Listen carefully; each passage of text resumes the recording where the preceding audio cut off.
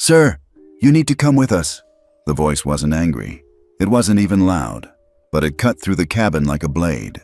Dr. Elias Monroe, 64, looked up from his seat in 2A, first class, still holding his unopened copy of The Atlantic. Two uniformed airline security officers stood over him, their postures tight, faces blank.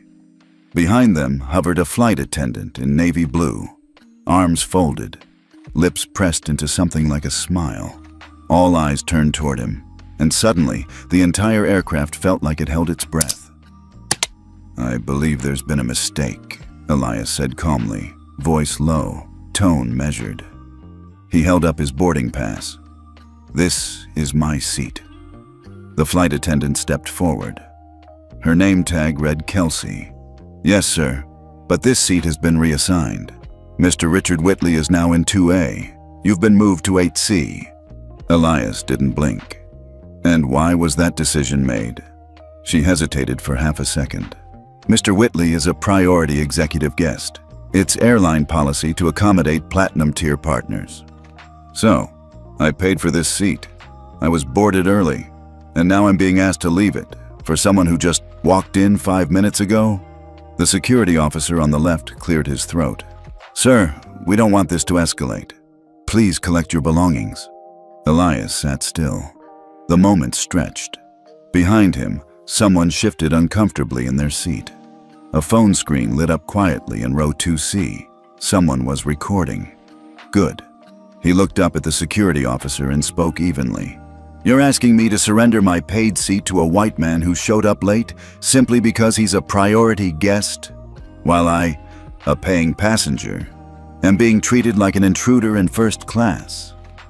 Kelsey's smile thinned. "We're asking for your cooperation, sir." Someone near the back muttered, "That's not right." But no one stood up. "Tell us where you're watching from, and if this happened in front of you, what would you do?" Elias exhaled, slow and steady. Then he stood, not hurried, not rattled, just upright.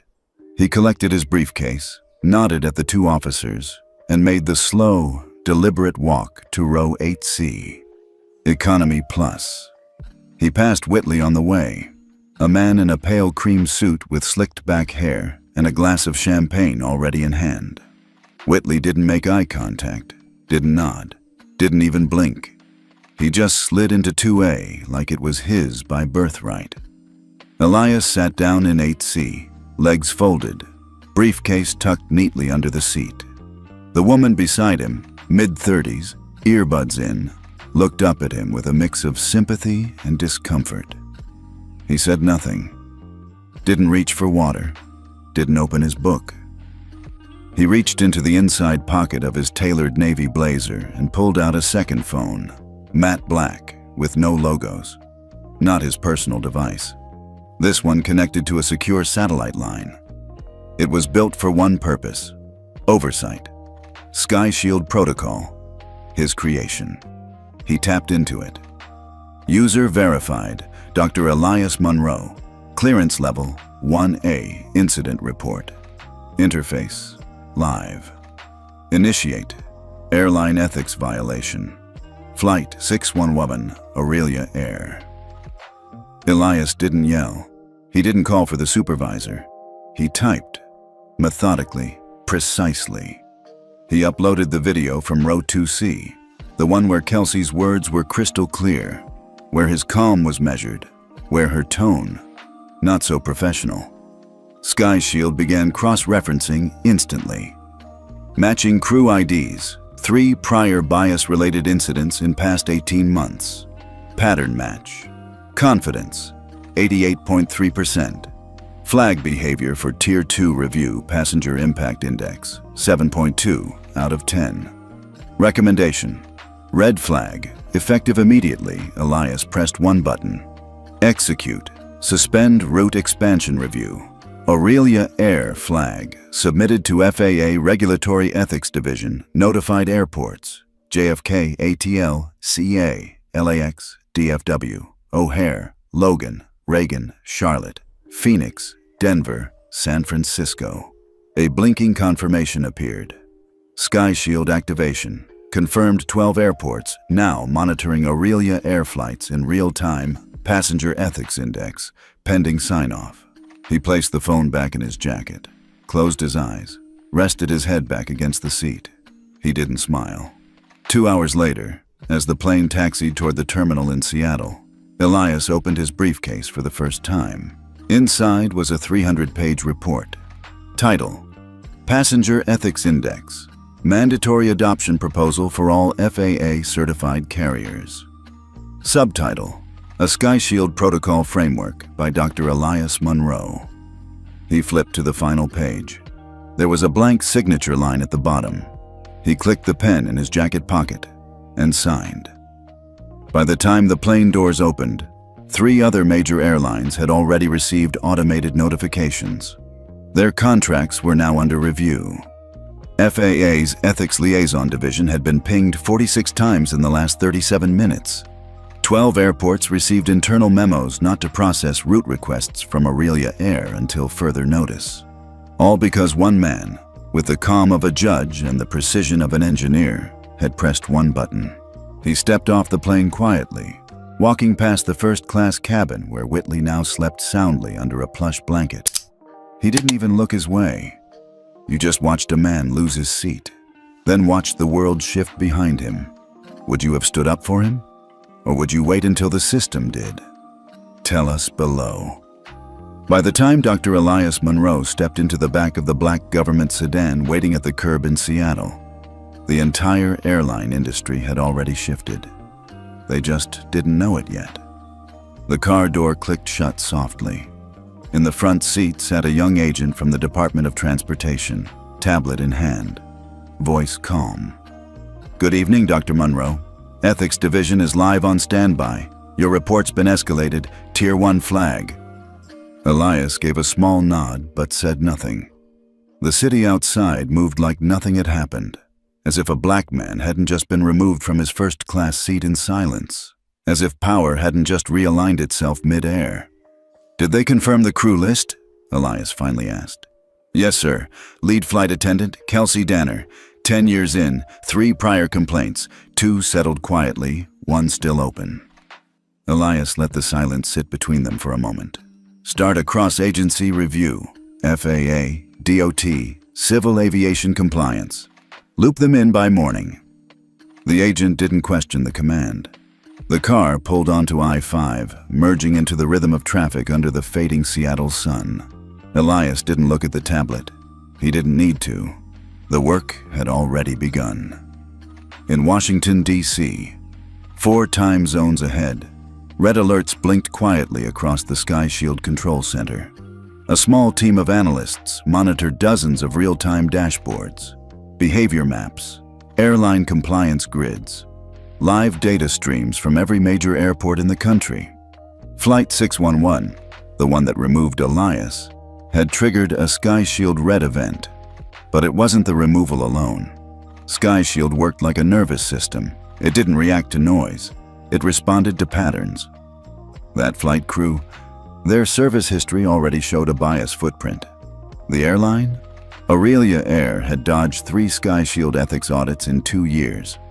Their board? One director had publicly called FAA's ethics framework overreach last fall. Sky Shield wasn't logging complaints. It was building cases. And tonight, it connected all the dots. Elias arrived at the FAA's Seattle regional office just after 6 o'clock p.m. A woman in a gray pantsuit was waiting by the service elevator. Dr. Monroe, she greeted. Lauren Shea, Deputy Director, Passenger Rights Division. We flew in right after your alert. We've seen the clip. Elias didn't offer small talk. How far has it spread? 2 TikTok accounts, 1 aviation subreddit. Still under 1 million views, but it's climbing fast. Let it grow. Lauren looked up. You're not trying to contain this? No, Elias said flatly. I'm giving the system time to watch itself burn. Across the country in Denver, Richard Whitley, the man who took Elias's seat, was laughing over bourbon at a rooftop bar. He had no idea what had been set in motion. No idea that his name, voice, and travel logs had already been pulled into 3 open civil complaints from previous flights. No idea that SkyShield had linked him to a pattern of preferential treatment. White male executives bumped to first class while others were quietly reassigned. No idea that his entire consulting firm's aviation contracts were now under review. To Whitley, what happened on Flight 611 was just another perk. To Elias, it was fuel. Inside the FAA's command hub in D.C., staff had one name on repeat: Elias Monroe. He wasn't a political appointee. He wasn't a face on cable news. He was the one who built the very protocol now circling Aurelia Air like a tightening net. "Have we notified the 12? One staffer asked. "The airports," another replied. "Yes, Logan, O'Hare, LAX, ATL, JFK, they're already flagging every Aurelia flight for ethics level review." The room went still. This wasn't just a suspension.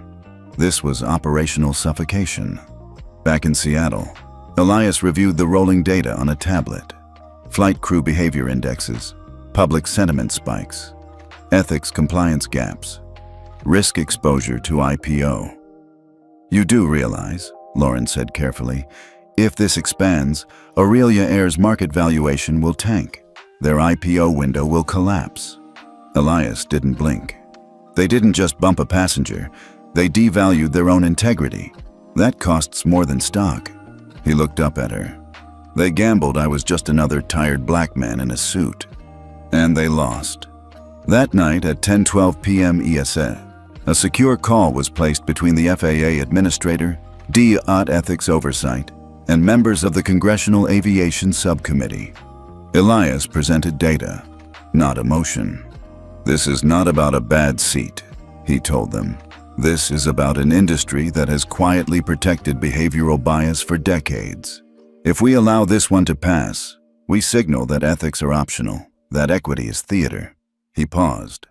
"I didn't build SkyShield for PR. I built it to be a firewall." By 2:00 a.m., the FAA issued a confidential directive. All active airlines would undergo immediate SkyShield Ethics Index audits. 12 of the largest airports in the U.S. were cleared to pause approval of any flight flagged for bias-based seating reassignment or unequal in-flight service. Aurelia Air was on top of the list. At 4:37 a.m. Eastern, an Aurelia flight arriving into Atlanta was held at the gate. FAA compliance officers boarded. No arrest, no shouting. Just quiet authority, asking for seating logs and crew transcripts. By 6:00 a.m., another flight into Logan International was grounded for 30 minutes for an impromptu compliance check. Behind every clipboard was a quiet shadow: Elias Monroe. And then came the viral moment. The clip from 2C. The one that captured the moment Elias stood up without a word and walked to 8C, broke 2.1 million views by sunrise. The comment section told the real story. He got moved from first class, then grounded the industry. That wasn't a passenger. That was a system architect. He didn't yell. He didn't curse. He just made a call, and airports started blinking red. At 7:08 a.m., the President's Chief of Staff called the FAA administrator. "What the hell is SkyShield? And why are 4 airlines calling my office?" The answer came cool and sharp. "It's the system Dr. Monroe warned them about, and they didn't listen." Back in his hotel room, Elias stood at the window with a black coffee in hand. The sun rose over Puget Sound like it always did. Calm. Inevitable. He didn't need to turn on the TV. He already knew what every anchor would be leading with, and he wasn't done, not even close. At exactly 8:02 a.m. Eastern Time, Flight 1449 from Miami began its final descent into JFK. From the outside, it was a routine arrival. Blue skies, a slight tailwind, and a packed business class cabin. Most passengers were corporate professionals heading to Manhattan. But the flight crew had just received a notification that changed everything. FAA priority alert. Hold plane at gate. Do not disembark passengers. Ethics team en route. Captain Reyes read the message twice before looking at his co-pilot. This has never happened before. No clue what it means, the first officer replied, scanning the cockpit display. We're clean on fuel, right? We're good, but I've got a bad feeling. They had reason to worry. What neither of them knew was that this wasn't a random audit. It was targeted. A Sky Shield flag had been triggered before the wheels even touched the runway. At Gate 38B in JFK's Terminal 5, 3 FAA officers stood waiting.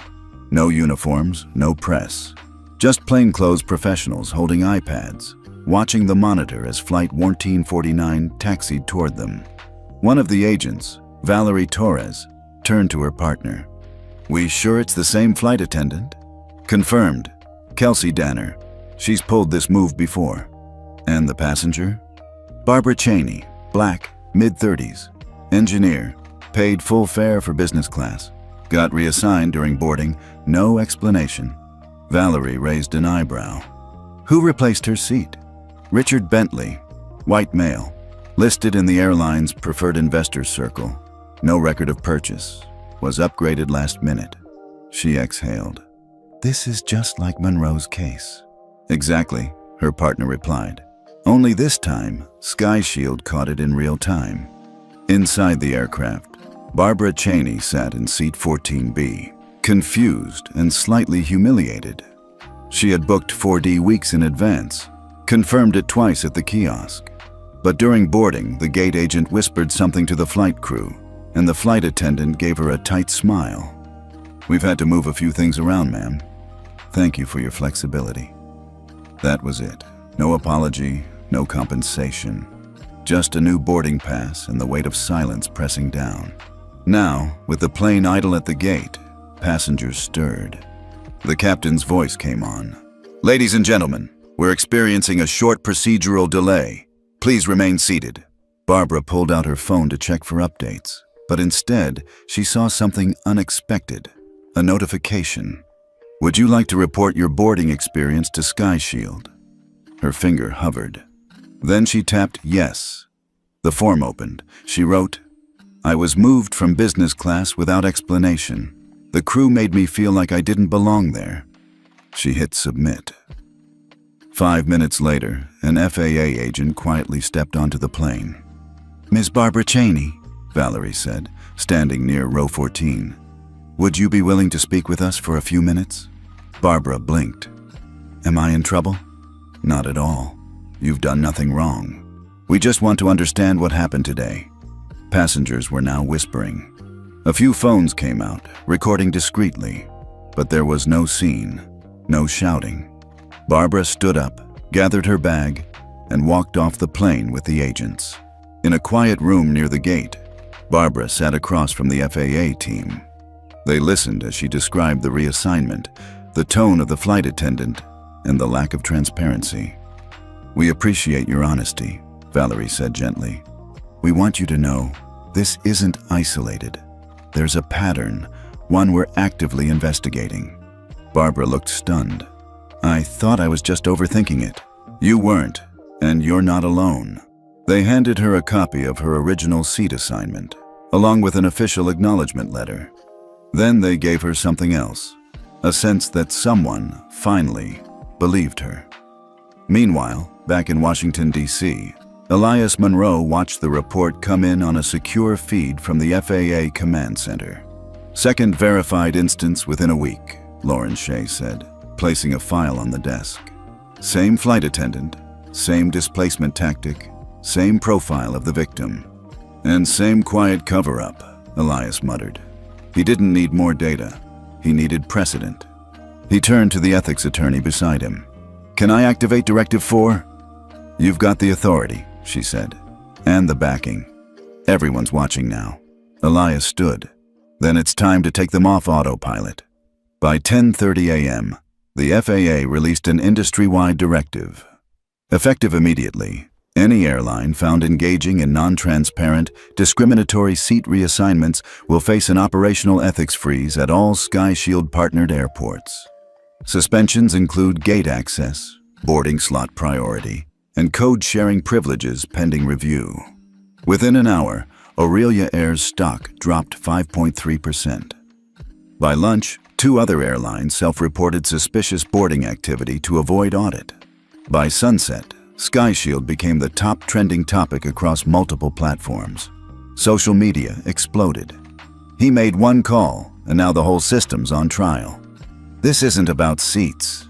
It's about who gets to feel like they belong. Dr. Monroe isn't asking for change. He's coding it. News anchors were scrambling to catch up. Passengers started uploading their own stories, tagging #SkyShield. And Barbara? She went viral, but not for being dramatic, for being dignified. A photo of her stepping off the plane, calm but composed, became a symbol. The caption read, "She didn't raise her voice, but her seat still shook the industry." That evening, Elias sat alone on a bench overlooking the Lincoln Memorial reflecting pool. He didn't smile. He never did during moments like this. But inside, something shifted. Not victory, just clarity. For years, the industry had believed discrimination only existed when someone screamed or filed lawsuits. But Elias had taught them something new. Bias can whisper too. And now the system had no choice but to listen. The room had no name on the door. Just a silver badge that read, "Restricted Access, Ethics and Compliance." It sat tucked behind the Department of Transportation's southeast wing, down a silent hallway that even most federal employees ignored. No windows, no waiting area. Just one room, thick with the kind of air that made people sit up straighter. Inside, a table shaped like a crescent moon was already half full. Aurelia Ayres, Chief Legal Officer, 2 FAA regional directors, a compliance strategist from SkyShield, and in the center seat, Elias Monroe. He wasn't dressed to impress, just a navy suit, open collar, no tie. But there was something about how he sat that made the rest of the room feel like they'd already lost. He didn't posture. He observed. Lauren Shea stepped in with a notepad and a stack of sealed folders. "All key parties are present," she said. "We may proceed." Elias leaned forward. "Let the record show this is a compliance arbitration under Directive SC-9, authorized by the Ethics Oversight Division.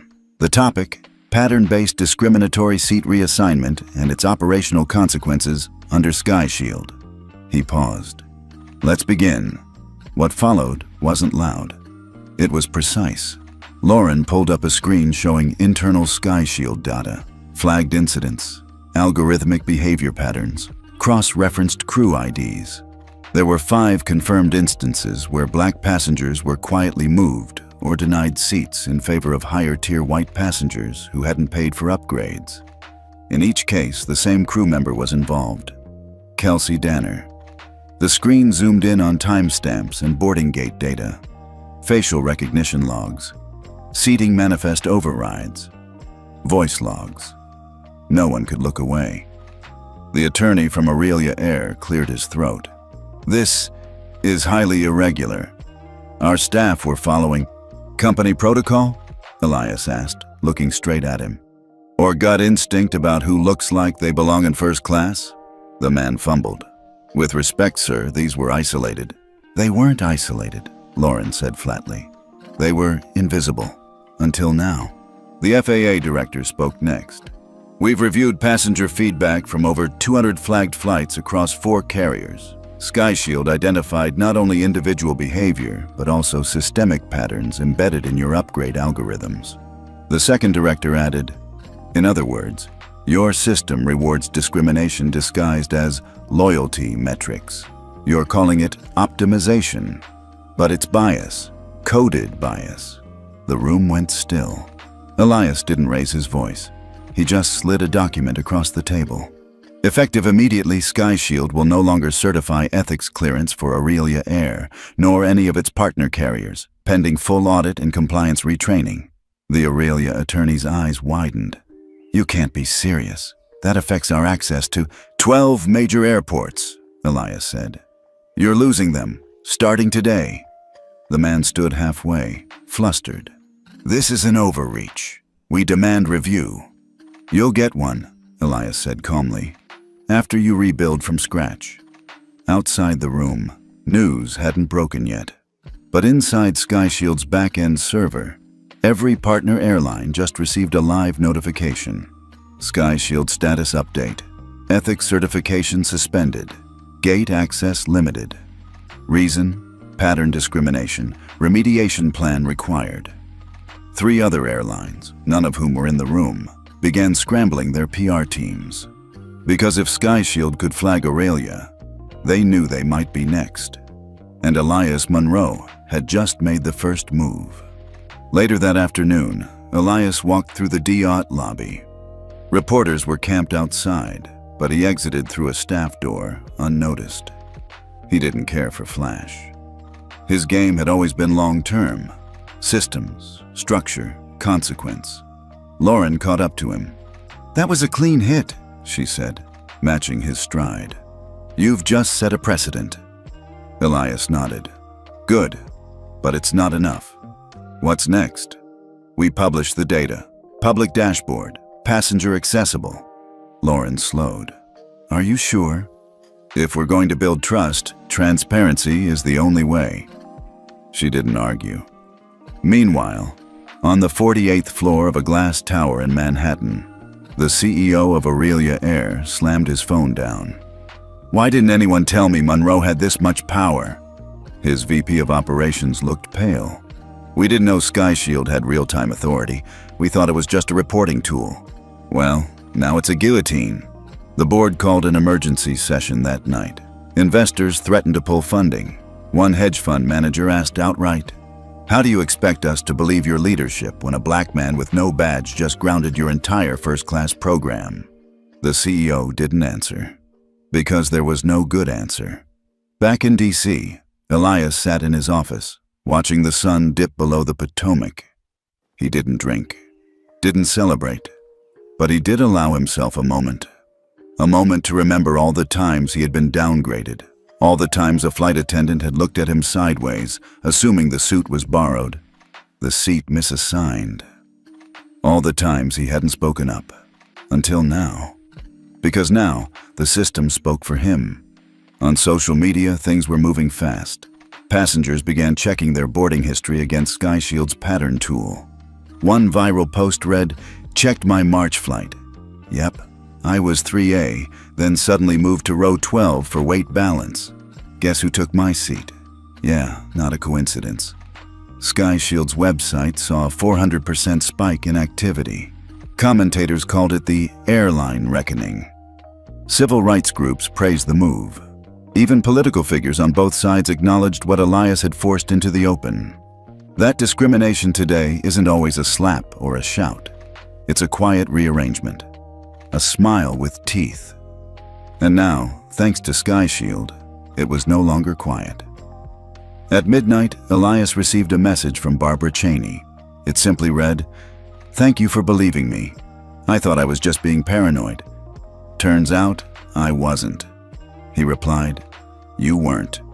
And you helped more people than you know." Then he shut off the screen and sat still. Not because he was tired, but because he was just getting started. It started with a tweet, just 10 words, typed quietly from a kitchen table in Charlotte, North Carolina. "They moved me from first class. Said I looked confused." No hashtags, no mention of SkyShield. But within 20 minutes, it had 8,000 likes. 30 minutes later, someone quote-tweeted it with a screenshot of SkyShield's new passenger report tool. "You can check if your flight was flagged." I did. It was. That's when it broke open. By lunchtime, SkyShield's site crashed twice from user traffic. People from Atlanta, Detroit, Oakland, Newark, city after city, started uploading photos of their old boarding passes.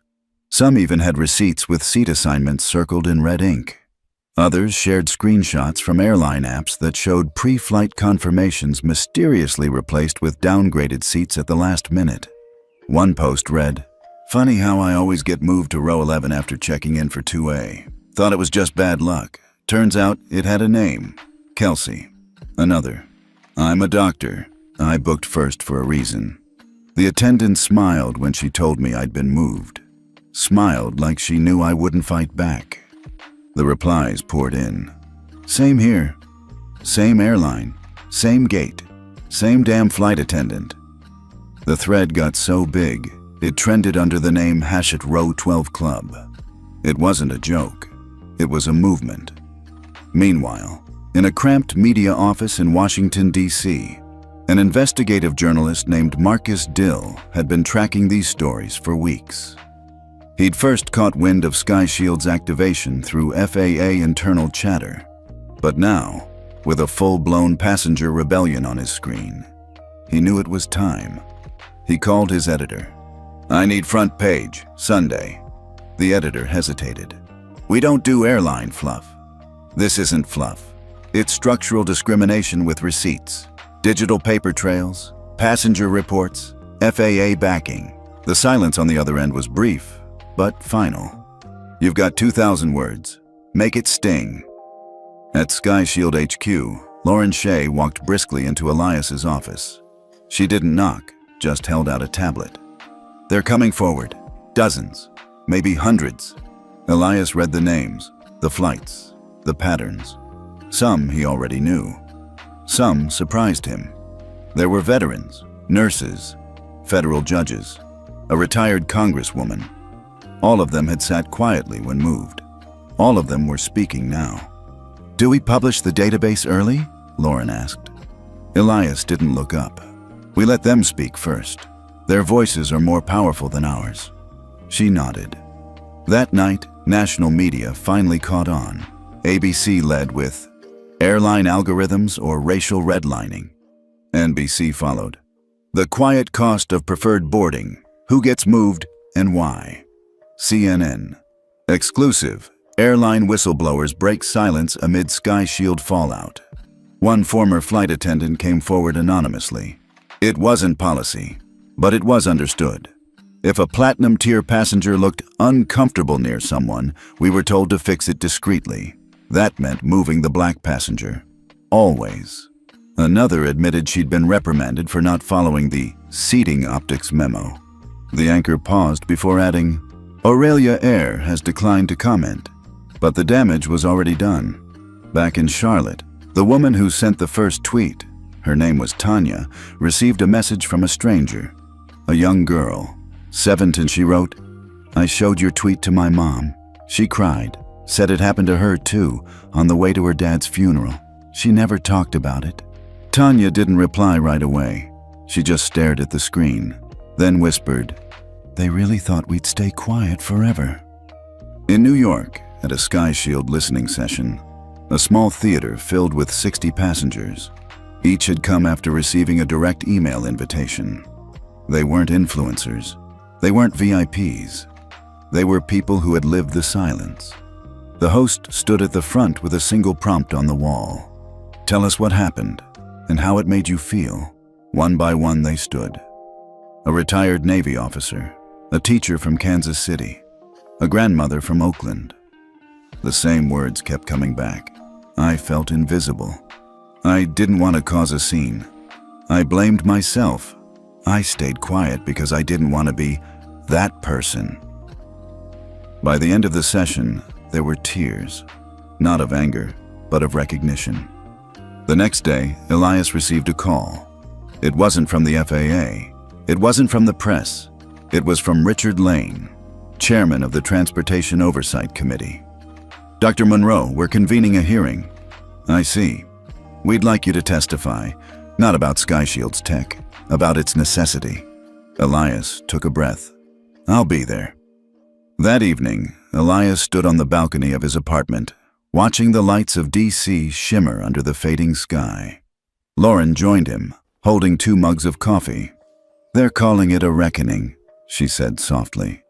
He didn't respond at first, just watched a plane arc across the horizon.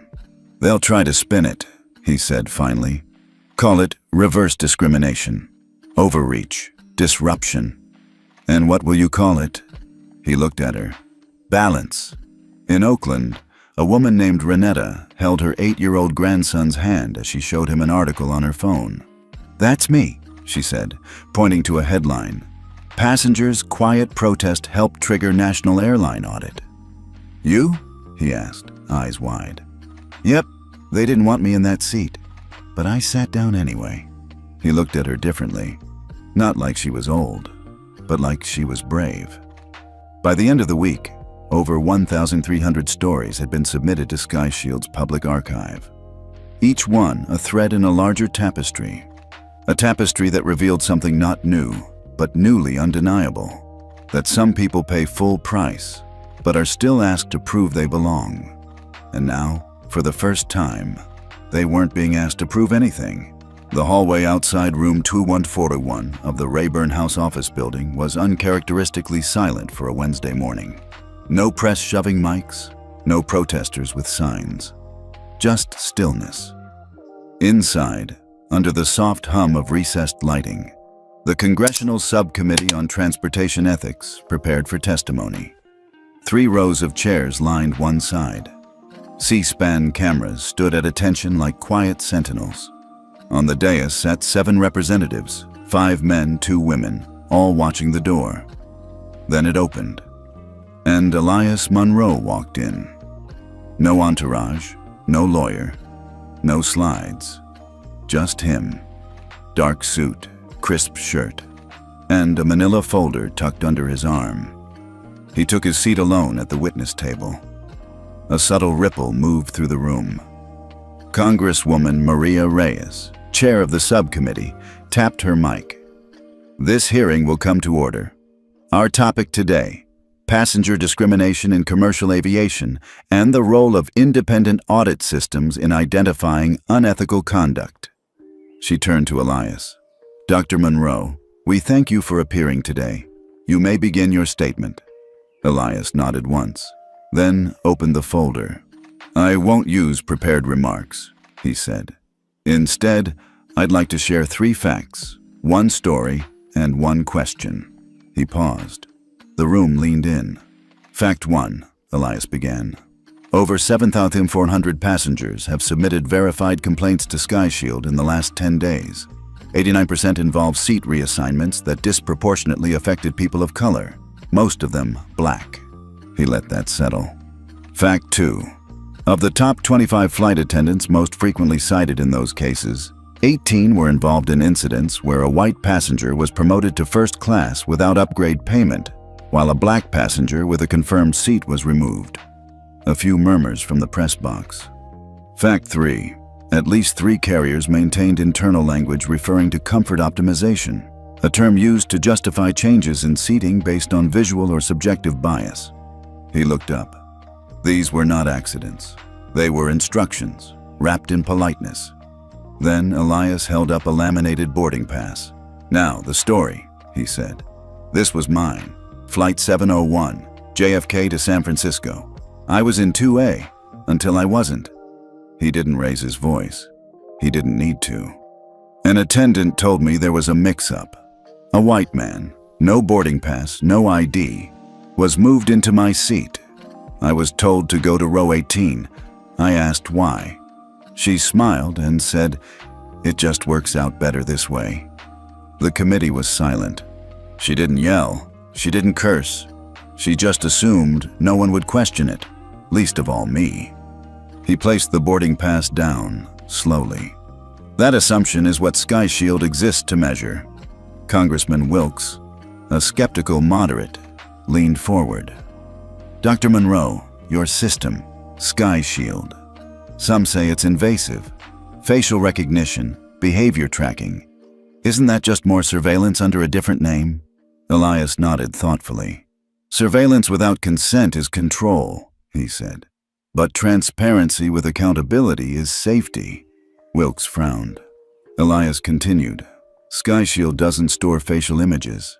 It logs patterns, timestamps, overrides, repeat behaviors. It's not watching people. It's watching systems that decide who gets treated as human. Another silence, this time heavier. Congresswoman Reyes picked up the thread. There are calls for federal funding to expand SkyShield. Are you willing to place the system under Department of Transportation oversight? Elias met her eyes. I am, but only if the data stays public. If the passengers can still check their stories against the system. if we don't bury the truth under red tape. A long pause. Then she nodded. Fair. Midway through the hearing, the committee introduced testimony from affected passengers. Barbara Cheney appeared via video call. Her voice trembled only slightly as she recounted her downgrade on Flight 304, her silent humiliation as a man was escorted to her seat without explanation. I didn't fight it, she said, because I didn't want to be that woman on the plane, but after what SkyShield showed me, I wish I had. Her camera cut out, but her words stayed. The final portion of the hearing was open to committee discussion. Representative Fields, a senior member with gray at his temples, leaned into the mic. I've been flying for 40 years, he said, back when smoking was allowed and overhead bins didn't exist. I've seen delays, turbulence, overbooking, but I've never seen anything expose the industry like what you've done, Dr. Monroe. He tapped a pen on the table. You've turned a mirror on us, and the reflection isn't pretty. He sighed. Maybe it's time we stopped calling it turbulence and started calling it what it is, inequity. As the hearing adjourned, no one clapped. No flashbulbs went off. But the moment was seismic. SkyShield was no longer a tech startup. It was now part of the national conversation. Outside, a reporter caught Elias briefly. Dr. Monroe, do you think the airlines will change?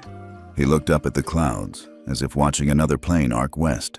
Only if we keep showing them they can't fly above consequence. That night, in a quiet corner of Union Market, Elias sat across from Lauren, a half-finished cup of coffee between them. She pulled up the live feed on her phone. The hearing's gone viral. Elias just nodded. You okay? She asked. He thought for a long time, then said, When I was 15, my dad got bumped off a flight because someone needed the seat more. He didn't argue, just nodded and sat at the gate for 6 hours. I asked him why he didn't fight. He looked at her. He said, because fighting doesn't change a thing. Lauren waited. And now? She asked. Elias sipped his coffee. Now it does.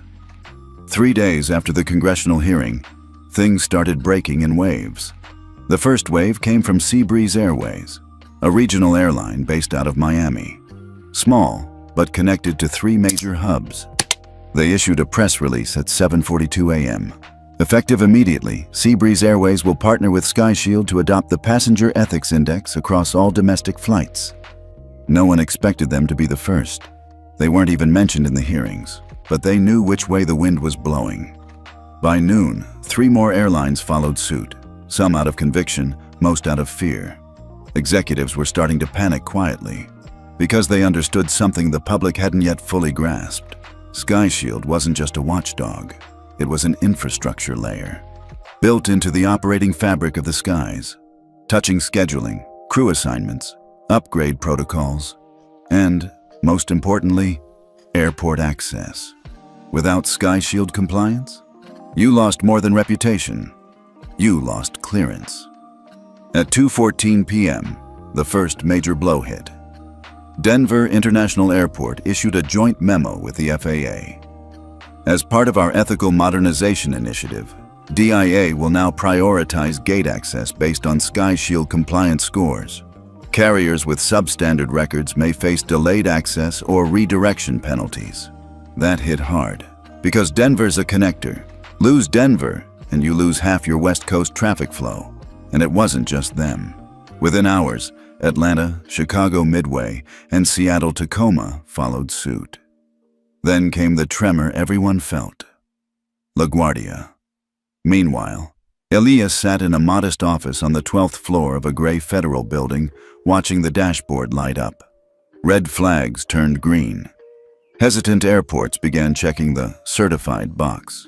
Carrier names blinked yellow, then gray, then red again as updates pushed through. Lauren walked in with her tablet, eyebrows raised. Do you want the short version or the long one? Short, Elias said. She smiled grimly. SkyNova just had 5 flights rerouted mid-air because their ethics rating dropped below threshold. Passengers know. Not yet, but gate agents do. Elias turned to the window. Outside, planes moved like ants under the late afternoon sun. It's happening, he said. That evening, CNN breaking news ran the chyron. 4 airlines hit with Sky Shield penalties as airports shift compliance standards. In the studio, analysts debated, "This isn't just PR anymore, this is operational. Airlines are losing money in real time. If you're not Sky Shield certified, you can't guarantee gate access." One former CEO said bluntly, "This is like the TSA, but for morality."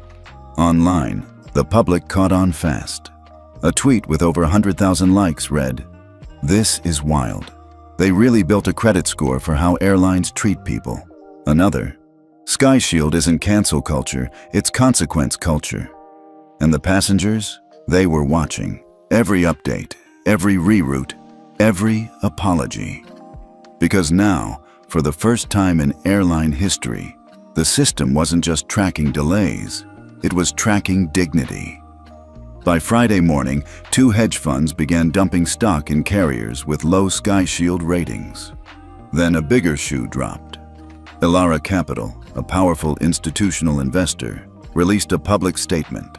"Our portfolio will no longer support airline groups that fail to meet industry ethics benchmarks as defined by the Passenger Ethics Index." Translation? Billions in future fleet financing, gone, just like that. Elias didn't smile. He didn't gloat. He just sat in a small room surrounded by a team of analysts, data engineers, and behavioral scientists, reviewing trends, fine-tuning triggers. "Seattle's requesting access to Phase 2 protocols," Lauren noted. "Approve," Elias said. "And Baltimore wants clearance to run local pilot tests using the new crew ethics evaluator." "Do it. Quietly." He turned the screen. "Also, push the update to the transparency portal. Public needs to see real-time ratings." Lauren hesitated. "Are you sure? That'll put heat on a lot of people." He looked her in the eye. "Good." Later that day, in an executive suite atop a Manhattan tower, the CEO of Sky Nova Airlines slammed his fist against a walnut desk. "This man, this nobody, is holding our industry hostage." His legal team didn't respond. Because they knew. Elias Monroe wasn't a nobody. He was the architect of the system their profits now depended on.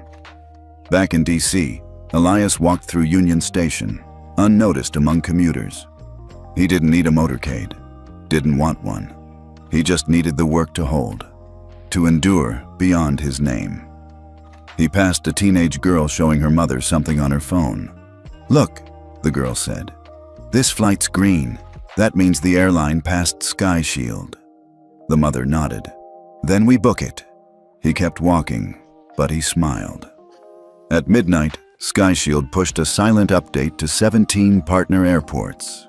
It read, "Ethics score threshold raised to 92%. Enforcement begins at 0600.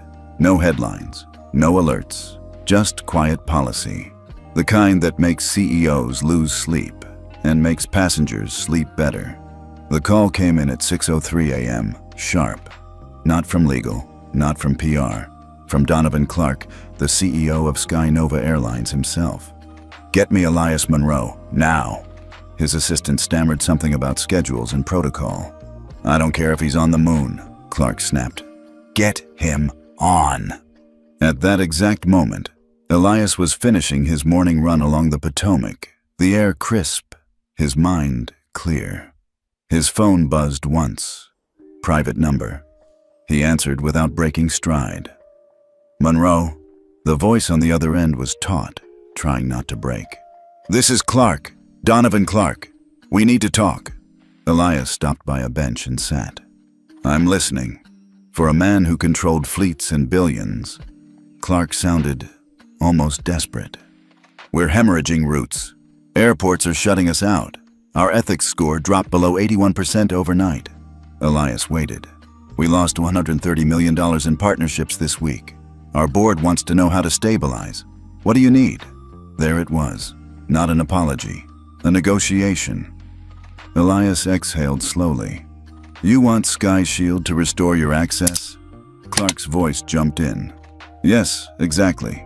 We'll adopt the charter, issue the press release. Just tell me what you need." Elias stood up. "What I need," he said, "is not PR. It's principle." At 9 a.m., the two men sat face to face in a secure conference room at SkyShield's federal office. No lawyers, no assistants, just Elias, Clark, and silence thick as concrete. Clark broke first. "I built this airline." "I know," Elias said calmly. "We carried 86 million passengers last year." "I saw. And yet, because of you, we can't land in Chicago without begging for clearance." Elias folded his hands. "You didn't lose access because of me, Mr. Clark. You lost it because of your choices." Clark leaned forward. "Look, you and I both know this system of yours. It's genius. Brutal, but genius. You built a moral firewall." He chuckled dryly. "But if we burn, we take a piece of the sky with us. You really want that?" Elias met his gaze. "I don't want anyone to burn. I want them to build differently." He opened a folder.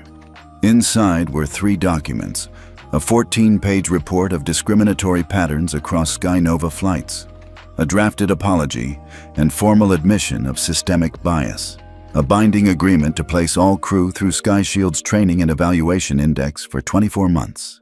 Clark stared. "You want me to sign a confession?" "I want you to sign a correction." The tension stretched. Then Clark reached for the pen, paused, then signed. The air didn't shift. No crowd erupted. No camera flashed. But something had changed. Not the ink. The balance. At 11:42 a.m., SkyShield's dashboard updated SkyNova's compliance status to provisionally certified. At 11:43 a.m., O'Hare reopened gate access. At 11:45, Elias received a short text from Lauren. He signed. He replied, "And now we watch." What Clark didn't know yet was that the document he just signed also triggered a cascade update across 4 federal departments. It wasn't just about his airline anymore. SkyShield had been working for months to get the ethics clause into federal vendor contracts for transportation grants. And with SkyNova's signature, the clause became binding precedent, meaning every airline receiving federal support would now be held to the SkyShield standard. Overnight, an industry became accountable. Across the country, other CEOs scrambled. Some panicked, some prepared. One texted a peer, "Did you hear Clark caved?" Another replied, "Not caved, got cornered." A third, "That man didn't bring a press kit. He brought a new rule book." That afternoon, Elias walked through the SkyShield floor. He stopped at Lauren's desk. "Update the charter," he said. She blinked. "To say what?" He looked out the window. "Ethics compliance is no longer optional. It's operational. Make that the opening line." Later that evening, news broke on multiple outlets. CNN's headline read, "SkyNova signs groundbreaking ethics accord with SkyShield." NBC, "Power shift, CEO bows to passenger justice system." Telltale's community posted, "One call, one signature, the whole sky just changed."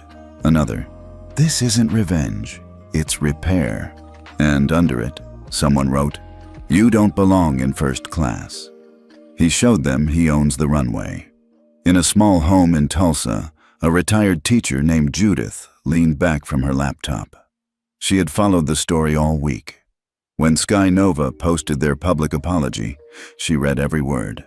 Her eyes welled up as she remembered a flight 3 years ago. Row 2. Ticket reassigned. No explanation. That day, she cried quietly in the restroom. Today, she closed her eyes and whispered, "Thank you for not letting them pretend. It never happened." Back in D.C., as night settled, Elias sat by his window, sipping mint tea. No celebration, no speeches, just stillness. Lauren texted, "Was it worth the call?" He smiled faintly. Typed back, "The call wasn't the point." What it unleashed was. It started with a hashtag, SkyShield Standard. At first, it trended on aviation blogs and niche policy forums. Then it hit Reddit, then TikTok, then the news. Not as a scandal, but as a blueprint. A video surfaced, a young black woman boarding a flight in Phoenix. The gate agent stops her, but quickly checks a screen, nods, and gestures her forward. Caption: "That screen just saved me from being bumped for seat rebalancing. Sky Shield for the win." It hit 2.4 million views in 2 days. People weren't just posting their pain anymore. They were posting their protection. Morning shows ran segments titled, "What is Sky Shield and Why Your Next Flight Depends on It?" How a quiet CEO changed the skies without saying a word. Passengers now have receipts, and airlines know it. By Thursday, even Good Morning America brought on a former flight attendant. She said, "This isn't about fear, it's about fairness. And honestly, it's overdue." The hosts nodded, because they all had stories too. Meanwhile, other industries were watching closely. The rideshare sector started asking, what would a Sky Shield look like for us? Hospitality chains whispered about internal ethics dashboards. A logistics startup in Seattle launched Truck Ethic, citing Elias Monroe in their launch press. And public schools? One superintendent in Ohio reached out to Sky Shield directly. "We have thousands of students of color," she said. "If you can track fairness at 30,000 feet, can we do the same in our classrooms?" Elias's response was simple: "Let's talk." At Sky Shield HQ, a whiteboard quickly filled up with logos of companies requesting consultations, not for publicity, but for architecture, because everyone suddenly realized it's not the bad press they feared, it's the visible pattern, and Elias had given them the tools to expose it. In a quiet cafe near DuPont Circle, a group of former passengers gathered. Barbara Cheney was there. So was a retired Army sergeant, and an entrepreneur who once got strip-searched over a random flag. They didn't yell. They just compared notes. "I haven't had to explain my ticket to anyone in 4 weeks," one woman said. "Gate agents actually look nervous now when they override," said another.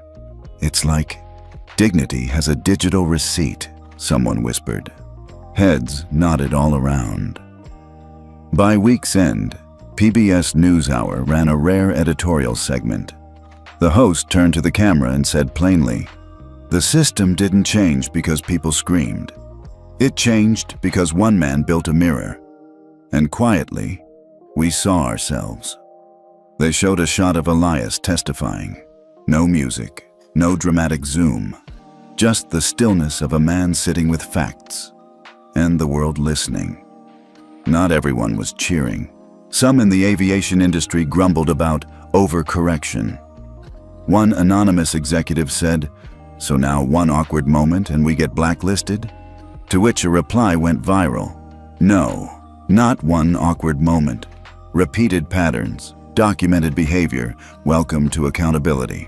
On a Southwest flight from Austin to Oakland, the captain made an announcement before takeoff. "Ladies and gentlemen, this aircraft is Sky Shield compliant. If you see something that feels unjust, say it. We're here to fly with fairness." The cabin applauded. It wasn't theater. It was relief. In Harlem, a high school classroom played clips from the hearing. One student raised his hand. "So, he didn't yell or sue?" "Nope," the teacher said. "He built something better." "Dang," the kid said, grinning. "That's cold-blooded power right there." Laughter, but with respect. That night, Elias sat alone in his apartment. No champagne, just a couch, soft jazz, and a glowing dashboard screen. He scrolled through. 47 airports now using Sky Shield as onboarding standard. 92% passenger trust rating. 3 new industries requesting consultation. Lauren texted, "You seeing this? You broke the silence chain." He typed back, "Didn't break it. Gave it volume." At 1:12 a.m., Elias got a quiet ping from a confidential line. It was from a senator's office. Subject line: "Request for Sky Shield integration into federal travel contracts. Early draft attached." He opened it, read it once, then twice. then let out a slow breath. The sky had shifted, and the system followed. The city was quieter than usual. Maybe it was the fall air. Maybe it was just Elias. He liked walking late, long after DC shut down. No press, no meetings, just the sound of his shoes against pavement and the rhythm of things. Settling. He didn't wear a suit tonight, just a navy jacket, hands in pockets, and that same still posture that made people either respect him or not see him at all, which was exactly how he liked it. He turned onto 17th and passed a small corner cafe. The lights were still on. A group of college students sat by the window, laughing, sipping lattes, flipping through their phones. He caught a word, Sky Shield, and slowed down. "Wait," one girl said. "You didn't hear? They denied that woman a seat, but because of Sky Shield, she got rerouted and upgraded. No fuss, just handled." "That's wild," another said. "Honestly, I fly different now. I feel seen." Elias didn't stop, but something in his chest shifted, just slightly. A few blocks later, near the park, he saw an elderly man sitting alone on a bench. Gray beard, veteran's cap. Elias nodded politely as he passed, but the man looked up. "You him?" he asked. Elias paused. "Depends on who him is." The old man chuckled. "Didn't mean to spook you. Just recognize the walk, the way you don't look down at nobody." Elias stepped closer. "I'm Elias." The man stood, slow but steady. "Name's Roy, USMC retired. I don't say this much, but thank you." Elias raised an eyebrow. "For what?" Roy held up his phone. On it, an email thread with a major airline's ethics department. His name, his complaint. A timestamp. "They fixed it," Roy said. "Didn't erase it, didn't gaslight me. They fixed it. First time in 62 years I felt heard without shouting." They stood in silence, and then Roy extended his hand. "I ain't much for politics, but Sky Shield, that ain't politics. That's structure." Elias shook his hand. "I built the structure, but it only works because people like you step into it." He moved on. By now, the streets were almost empty, until he heard running footsteps. "Excuse me, sir, wait." A young woman, maybe late 20s, caught up to him, her coat half-zipped, breath sharp. "You're him, right? Elias Monroe?" He hesitated, then nodded. She laughed nervously. "Sorry, I know this is weird. I had to say something. My younger brother, he's autistic. We had an incident last year. Flight crew treated him like a threat, almost got him removed." Elias listened, quiet. "But this year," she continued, "different airline, different story, same quirks, same pacing. But this time, the attendant pulled me aside before takeoff." She teared up. She said, "I've been Sky Shield trained. Don't worry, we got you." Elias's throat tightened. "I don't know what kind of magic you built," the woman whispered, "but you changed how my family travels." He didn't know what to say, so he just placed a hand over his heart and nodded. A block later, he stopped to buy tea from a 24-hour food truck. The vendor, a tall guy with thick glasses, recognized him immediately. "Yo," he said. "No way. You're Elias." Elias smiled. "Guilty." The vendor poured the tea. "My sister works TSA. She said since Sky Shield went live, they've been retrained top to bottom. She says the new system makes it harder for bias to hide behind random checks. Said she finally feels like she's enforcing rules, not prejudice." He handed over the cup. "This one's on the house." Elias took his time walking back. The monuments glowed in the distance, all polished marble and stoic faces. But the real legacy? It wasn't carved in stone.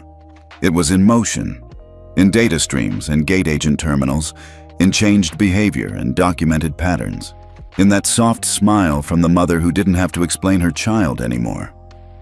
in the firm handshake from a veteran who'd seen too much to believe in systems until now. At midnight, Elias arrived home. The apartment was dark, quiet, just the way he liked it. He opened his laptop. Notifications lit up like stars. A public school in Detroit requesting Sky Shield protocol assistance. A hospital in New Orleans asking about patient equity tracking. A major rideshare app requesting a pilot program. He didn't respond. Not yet. Instead, he opened a private dashboard. Passenger impact feed. Unfiltered. Messages from real people. Not curated, not polished, just truth. He scrolled. Today, my flight attendant saw my hijab and smiled. First time I didn't brace myself. Thank you. I used to fly with headphones just to block out being ignored. Now, I'm greeted by name. Thank you. They didn't know I was deaf, but they asked, before assuming. First time, ever. Thank you. He closed the laptop, sat back, let the silence be a mirror. Down below, the city buzzed in small, invisible ways. Not because someone was yelling, but because one man built a system loud enough to carry without a voice. And in that quiet, across airports, terminals, screens, and hearts, people knew. Something had shifted, not just policy, but the way they expected to be treated. And that expectation would never be lowered again. Elias hadn't been back to Terminal 6 in almost a year. Not since that morning. Not since he'd been pulled aside, reassigned, removed. It wasn't about the seat. It never was. It was the way they looked at him, like he didn't belong. Now, he stood at the same entrance. Same polished floors, same artificial breeze, same scent of overpriced coffee and jet fuel. But something felt different. Not louder, just aligned. He wasn't traveling for business today. No board meeting, no hearing, just a short domestic flight. Quiet, no entourage. He wore a simple black coat, no briefcase. Just a backpack and a boarding pass. Gate B14, first class. This time, no upgrade. No favors. He'd bought the ticket, like anyone else. As he approached the check-in kiosk, an agent, young, maybe mid-20s, glanced up and smiled. "Morning, sir. Flying solo today?" Her tone was casual, professional, but warm. "Yes," Elias replied. "Just me. Got you right here. First class. You're all set." She scanned his ID, tapped a few keys, then paused. Her eyes flicked to her screen. A soft chime sounded. She looked up again. This time, her expression changed. Not with fear, not with recognition, but with respect. Not the performative kind. The kind that knows. "Thank you for flying with us, Mr. Monroe," she said, voice a little steadier. "We appreciate your work." He blinked, said nothing, just nodded. The line behind him moved, but something in his chest cracked open. Quietly. Security was fast, polite. No extra scanning. No unnecessary questions. When he reached the gate, a young staffer stood holding a tablet. She glanced up. Smile. "Mr. Monroe, we've made sure the cabin crew is briefed. You'll be in 2A. If there's anything you need, I'm right here." He nodded again. It wasn't the words, it was the ease of them, the absence of tension. He stepped onto the plane. Same aircraft type, same cream-colored aisle lighting. But as he entered, the lead flight attendant smiled, not forced, not theatrical. "Good morning, sir. First class to the left. Welcome aboard." That was it. No hesitation, no second glance, no pause to wonder if he was in the right section. Just welcome. He sat down in 2A, looked out the window, and for the first time in months, didn't feel the weight of watching, didn't feel the need to justify his seat. He was just a passenger, exactly as he was meant to be. A few minutes later, someone cleared their throat gently. He looked up. A flight attendant, not the lead, maybe second in command, stood there with a tray. "Would you prefer tea or water before takeoff, sir?" "Tea," he said softly. She handed it over, but didn't leave. Instead, she hesitated. "I know we're not supposed to get personal," she said, "but I recognized your name on the manifest." He tilted his head. She lowered her voice. "My brother's a baggage handler. Said after Sky Shield got implemented, he finally got protections for reporting racial profiling and inspections." She smiled. Not wide, just honest. "So, thanks for making us feel seen." Then she walked away. No scene, no selfie, just truth. The plane took off, smooth, quiet. Elias leaned back in his seat, closed his eyes. The hum of engines filled the cabin. He thought back to that morning nearly a year ago. Same airline, same route. When a man had stared him down, demanded his seat. When staff had escorted him out like a problem. When he'd made that call, not out of anger, but principle. And now, he didn't need to speak, because the system did it for him. Somewhere over Missouri, a flight attendant passed by with warm towels. Elias caught a glimpse of her badge. Certified Sky Shield Ethics Protocol. 3 months ago, that wouldn't have existed. Now, it was part of every major carrier's onboarding process, a silent signature of change. When they landed, Elias didn't rush off. He waited, let others go first. He walked slowly back through the jet bridge, then into the terminal. Just as he turned the corner, he spotted a janitor wiping down a bench near the entrance. She looked up, then paused. "Are you?" Elias smiled. "Yes," she laughed. "Didn't think I'd ever see you in person." "I try to stay out of the spotlight," she nodded. "Well, I just wanted to say, they used to ignore my reports when passengers harassed me. Now, they log them, and they respond." Her voice grew steadier. "I still mop floors, but now I matter." She held out a gloved hand. He shook it, then kept walking. Outside, the sun was beginning to rise. A new day. And as Elias stepped into the quiet air, the doors closed behind him. No applause, no announcement. Just the sound of systems working, because someone built them to protect. The city looked different from the 57th floor. Elias stood by the window, hands in his pockets, watching as traffic moved like veins of light across D.C. From this height, the chaos faded. No honking horns, no barking headlines, just the quiet geometry of a system, functioning. It had been 11 months since that flight, since that one call, since everything changed, not just for him, but for thousands of others who'd been quietly told they didn't belong. Now, the system didn't whisper that anymore. It kept receipts, and it remembered. Behind him, a flat screen glowed softly. No breaking news, no awards. Just one notification. FAA has officially certified Sky Shield as a baseline protocol for all commercial carriers, effective immediately. Elias exhaled, not with pride, with purpose. He poured himself a cup of black coffee and walked out onto the balcony. Cold wind, early light, the kind of silence only earned after a long fight fought without fists. Down below, somewhere in a taxi, a woman in a hijab sat without being asked for random checks. At a gate in Detroit, a black teen girl in oversized glasses was upgraded with a smile. No questions, no tension. In a hotel conference room, an HR executive presented a new equity training module based on Sky Shield's framework. None of them knew Elias. They didn't need to.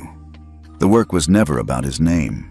It was about building something that wouldn't collapse when no one was watching. He thought back to his grandfather's words, spoken years ago in a one-bedroom house in Atlanta. "Don't just raise your voice, son. Raise the standard." He hadn't just raised it, he'd institutionalized it. Later that afternoon, Elias received a letter in the mail, handwritten, no return address. Inside was a photo, an elderly woman, glasses, boarding a flight. Underneath, a single line. They didn't ask me twice this time. Thank you. No signature, just the message. He placed it gently in his drawer, with the others. He didn't keep trophies. He kept proof. In the hallway, his assistant knocked lightly. "Mr. Monroe, there's a request from the Department of Education. They're asking if SkyShield can be adapted for public schools, equity tracking." He smiled. "Tell them we'll send a draft." Then paused. "And make sure it's not just tech. Make it human." That night, Elias walked the city alone. No cameras, no press. He passed a mural near Union Market. Someone had painted a simple phrase in bold white letters. "Dignity is a system, not a favor." No artist's name. Just truth on a wall. He took a picture of it, not for posting, for remembering. Back home, he turned off the lights, sat by the window again. The city still pulsed. But this time, it didn't feel indifferent. It felt aware, like it knew someone had quietly pressed reset, not to erase what was broken, but to rebuild what was possible. He didn't want applause. He didn't want legacy. He wanted change that wouldn't need him to stand guard forever. And now, the system stood on its own, and justice, finally, flew on schedule. Have you ever experienced a moment when the system finally worked in your favor, quietly, without a fight? Tell us where you're watching from, and if a moment like this ever happened to you or someone you love.